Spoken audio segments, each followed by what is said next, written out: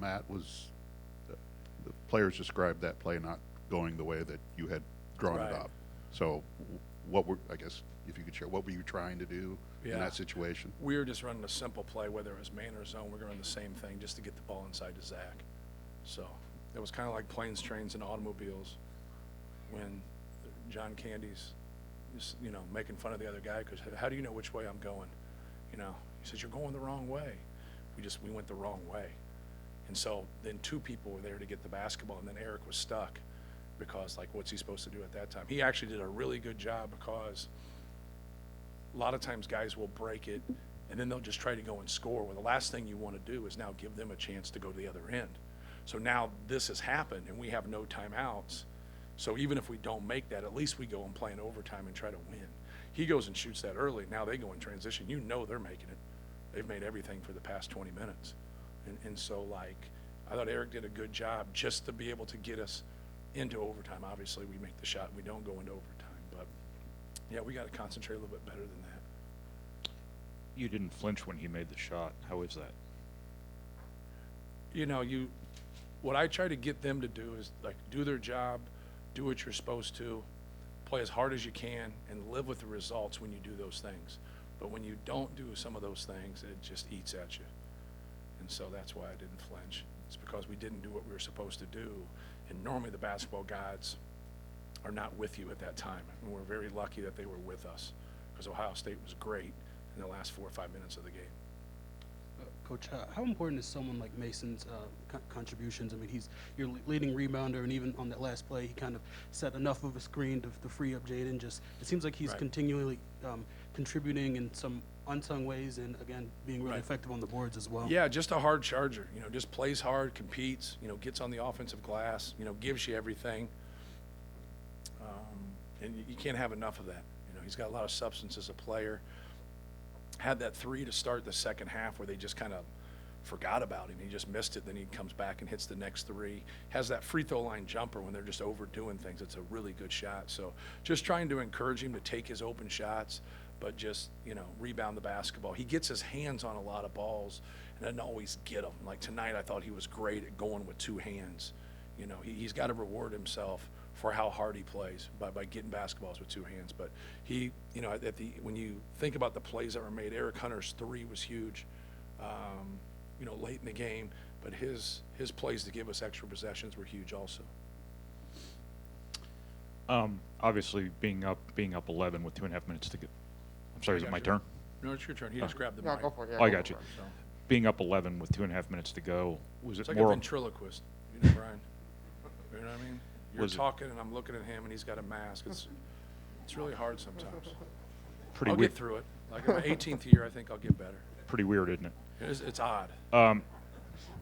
So you're up 11 with 2.5 minutes to go. Was that Ohio State taking it away? Was it anything Purdue needed to do Both. better to hold on to this? Both. You're always going to have it from your perspective. We foul a three-point shot. We're down. We're up 6, and we absolutely say stay with your man unless he's just not a three-point shooter. Their worst three-point shooter that was out there is a guy that's already hit 2 threes, in Eugene Brown, and so you're going to stay with him too. So you're just staying with him. So it's all we talked about in the huddle because I took the timeout.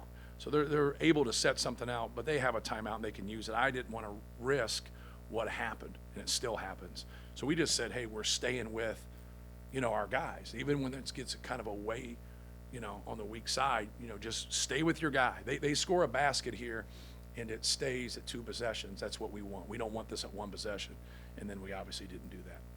But we made mistakes, and they made tough shots. And so, like, you got to be able to stay with some guys. And obviously we turned the ball over late against the press, and they make a huge shot there. We actually react pretty well to it to go pick up. And E.J. Liddell makes a really, really tough three. My turn now, I guess. There you go. Yeah, I guess you talked about needing to be comfortable playing a game in the 50s or 60s, and that's kind of what you expect from Ohio State. You guys ended up in the 80s again. What did you do to kind of speed the game up a little bit when they were trying to slow it down? Yeah, I don't think we sped it up as much as we just were efficient. I think you can score more points and you don't have to go faster. You look at our second chance points, that's probably more of a difference, 18-11, than fast break points being 14-12. They scored off of our turnovers more, even though we only had 10, but they had 6. And they won that battle. But no, just trying to get your guys to understand about taking what they're giving them. Like, I felt we had an advantage inside. If we move the basketball and then play off of that and knock down some shots. Our Achilles right now is our free throw shooting more than anything. But the one thing that you got to keep in perspective as a coach is that no one's trying to miss a free throw. Like, when you break down defensively and you don't do your job, like, you got to be better. But, like, guys aren't trying to miss their free throws. But we're doing a lot of positive things that we're not rewarding ourselves. Like, if you start the game and you just get your bigs in foul trouble, and then we make our free throws and we just start to push the lead and get going, it's hard. But, like, they're fouling and getting in foul trouble, but we're not making our free throws. And so, like, it allows them to kind of hang and understand, like, hey, if you got them, like, take your foul if those guys aren't going to make them. But I know those guys both have been working really hard, on their free throws. But we just got to keep working. We just got to keep getting better. But we can't lose sight that we're doing good things. I know it doesn't seem that way when you don't make your free throws, but we're doing positive things to get to the free throw line. Well, Matt, you kind of stole my fire because I was going to talk about free throw shooting. You seem to be up and down. Some games you shoot the ball really well from the free throw line. Games like tonight, not so much. Is there anything that you can see that it's their mental approach or not just concentrating or Yeah. what do you see as maybe? Well, I don't think you can give an answer in theory about 10 different people shooting free throws because each one's different. Zach has to just stay under the basketball. He lets the ball slide off the side of his hands. That's why you see a lot of his, hit the front of the rim, hit the back. That should naturally roll in. It shouldn't roll to the side. His rolls to the side and kind of hangs on that lip of the rim and then goes off. That's the way he misses a lot. He's got to do a better job of just staying under the basketball. Travion's just got to get himself into a rhythm. And so, like, that's, he's got to stick with his routine and be detailed in his routine. I thought a little bit of Jaden's other night when he was 2 for 7 was just missing a game, coming back, and then he got frustrated. It's a very frustrating thing because everybody out there says, well, I can make free throws. And then it's always like, yeah, well, what's your percentage with 15,000 people in the stands? And it's like, okay, you never played, and so it doesn't matter. But no, you work on them. You try to put competitive free throws, put them in different situations in practice. But you just got to step up there. When you get up there and you're thinking hitting and missing, you're going to miss. You got to get up there and think your routine and do your steps and your process, and then trust the process. But we'll keep working on it. Yes. First half of the game, you held Ohio State to 30 points. It was one of the, and this has been a common theme throughout the season, that you kind of slide going into the second half. Mm-hmm. Is that an effort thing, or was it like in the first half how you started switching off men, kind of pressing up, not letting them take three-pointers? Right. Is there something there that needs to be worked on or can be improved on in the second half? Yeah, I don't think it's schematic. I think it's more concentration. Like, we lack concentration when we get up. I told our guys afterwards, it's like they're holding on is the best way I can put it. Like, we get leads in the first half and we get overzealous. And tonight we didn't do that. Like, we didn't start taking bad shots or guys, throwing behind the back passes or like you just kind of lose your mind. We have 2 turnovers at halftime, which was fabulous. Then in the second half, we really played well in a stretch in that second half. Like, we did some really, really good things. But when we get leads, and this happens to a lot of people, I don't think you stand alone here. It's very, from a human behavior standpoint in competition, when somebody gets a lead, you're like, well, why does this team always relax as much as the other team putting their foot on the gas and take off? Well, it's a give and take. It's easier to make shots up 18, down 18, right? The game's kind of a little bit out of the way, but it's not. Like, people come back and people have those runs. It's just concentrated effort. Like, you got to keep doing your job. You can't have breakdowns, and we just don't do that. Like, you think about subbing and doing different things at that time, but you also want to keep your best guys in there when it matters the most. But we have struggled in that area. It's a very honest thing that you said, because it does happen. But I think it happens to more people. It doesn't make it right, but we just got to concentrate and do our job. We lose our focus and do silly things and let them steal points. You talked about how you've been doing this a long time, and you've coached against Chris enough to know that his teams aren't going to go away. I guess coupled with that, with what you were just talking about, how do you try to convey that to your team, knowing who's on the other bench, that his guys are going to keep playing for him, and they're not just going to go away when you guys Right. are up 20? Yeah, nobody in our league is going to do that. No one's going to go away. They're going to keep going. Everybody invests a lot of time. Coaches, players, administrators, fans. Like, you put in a lot of time. But when you deal with talent and you deal with good teams and good programs like they have, that just goes without saying. But like I said, once again, it's a little bit of a byproduct of youth. Like now it's it's time to, when it's at 17, oh, we got this. And in reality, obviously you don't. We've been a part of, a lot of experiences, but they haven't been a part of a lot of experiences. So, and I've talked about it a lot lately. You become kind of their parent in terms of how they listen to you. Everybody kind of ignores their own parents at times, and you think they're full of it when actually they're not. But that's the coach is kind of in that role, and you're sitting there talking. And the other thing that happens through competition is just your fatigue factor in a huddle. If you've ever played before and walked out of a huddle and then said, okay, what are we doing? Well, that dude just talked for 2 minutes. What do you mean, what are we doing? But there's not a person who's ever played that hasn't done that, because you're just at that, you're fatigued, you're worn down. You got to be able to concentrate when you're tired. You got to be able to do your job when you're tired. We have a pretty deep team, but at the end of the game there, we just had so many breakdowns, and it's just, through fatigue, through competition, but you got to concentrate and do what you're supposed to. That's sort of like the baseball analogy. It was great to have a closer, but it's also nice to score a couple runs in the top of the ninth. Correct. How important is it, down the stretch going forward and trying to learn from this, though, of just being more efficient offensively as well? Right. Yeah, no question. We had some good moments there, and we had some shots. We had an open three. We have a post up.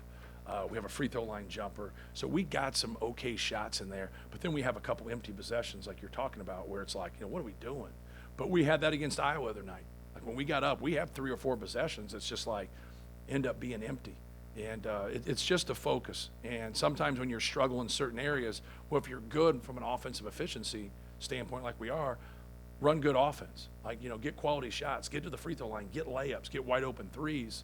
Now you have a better chance of setting your defense with that. But yeah, we focused on that all year in terms of when we're struggling in other areas, let's be even better in the areas that we're having success with.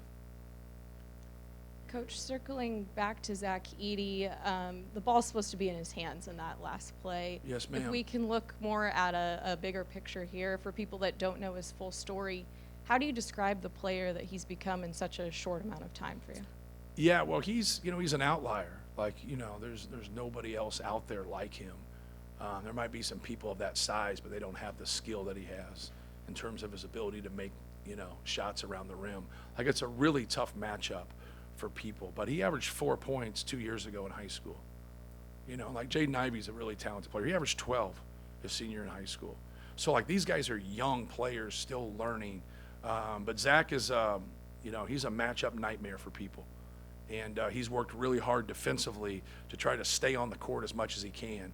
They were really trying to stretch us, especially when Kyle Young's at the 5. And that's hard for him, even though I thought he had a couple really good contests with it. But no, he's a joy to coach. He comes early, he stays late, he works on his game a lot, takes in things, watches extra film. He's always wanting to get better. So stuff like that, if you can have a lot of guys like that, that gets contagious, and that's a good thing. Coach, I guess just what kind of goes into the decision to have Jaden Ivey come off the bench for the second game in a row? Yeah. He said he was feeling fine, could have played 50 minutes, he said. Yeah. Just what kind of goes in that Yeah. decision, and what does that give for a guy like Eric Hunter to kind Yeah. of come in and impact the game right off of the tip? Yeah, no doubt. Nothing really. When something kind of gets created organically, sometimes I stay with it, sometimes I don't. He practices one day before we play Iowa, and then we barely practice these next 2 days. And so, if you're injured so much where you can't play in a game, like Sasha had it last year with COVID, and he was probably mad, at me, but he plays 14 minutes, plays 20 minutes, plays 27 minutes. I'm probably off a little bit here.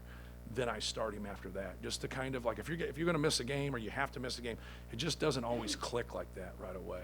And so, but I just try to gauge it. I don't have a magic answer for that, but I know when somebody plays well that is used to start and that didn't start, now, like, we've gotten some pretty productive minutes from him. Isaiah was pretty good against Iowa in that game, and now obviously he's a great player. He's one of the best players in the country. So we just got to figure out a way going forward how we're going to handle that. You can just put it in the suggestion box. I'll read it. So, but no, I don't get caught up with that. And you see, like, a lot of people kind of grab the narrative with Zach and Travion. To me, it's not that big a deal. It just isn't. But you just try to make a decision on, like, what you think is best for your team to win. You know, and sometimes you're right, sometimes you're wrong, but you use your own experiences and the things that you've been through to try to do that. And it doesn't make a lot of people happy through that, but, like, if you want people to be happy, you shouldn't be coaching. Like, you're never winning that battle. So just do what's best for your team. Where is this suggestion box you speak of? Oh, it's right in my office. You just walk by and just put it in. Yeah. Is there a difference in Eric Hunter now versus a month ago? Well, I think he's playing with more confidence. I think it's, you know, it was hard for him coming off the bench after he started. But no, he's done some really good things. I thought he had good energy, made some shots, made some plays, was getting to the basket. He missed that one, but it was a good drive. It was a good decision. He got stuck a couple times and then reverse pivoted and got a post feed and ended up being a foul. But just, you know, he's got a good pulse to him right now, you know. And then from a defensive standpoint, I thought, like, he took some challenges on, you know, guarding those guys. But he's been very productive here the past 4 or 5 games. Were there better stretches defensively in the half court for you before Yes. their big run came? Yeah, we actually did some good things, you know, for most of the game until the end. And then we just had so many breakdowns at the end of the game. Like I said, I thought we were just kind of holding on.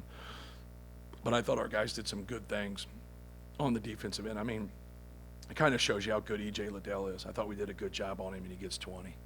Kind of just shows you the quality of play. He reminds me a lot of Carl Landry. He's a little more mobile.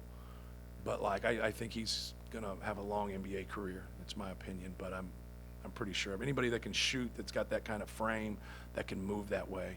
Those guys are tough matchups in any league. Thanks.